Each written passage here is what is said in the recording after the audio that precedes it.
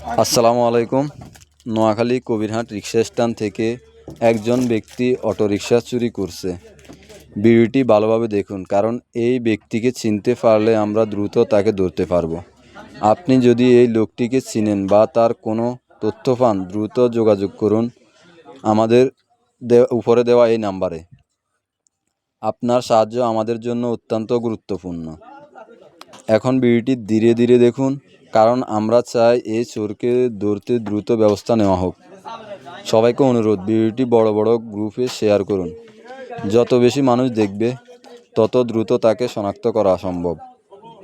আপনি যদি এই ব্যক্তির তথ্য দেন এবং সাহায্য করেন, তাহলে তাকে উপযুক্ত সম্মান ও পুরস্কার দেওয়া হবে।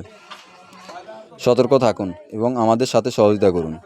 চোরের খোঁজে সবাই একসাথে হই। ভিডিওটি শেষ পর্যন্ত দেখুন এবং জানুন কে এই চোর। প্রয়োজনে আরও বারবার দেখুন, যাতে কোনো ছোট তথ্য মিস না হয়। এখন দেখেন চোরে কিভাবে রিক্সাটা নিয়ে যাচ্ছে।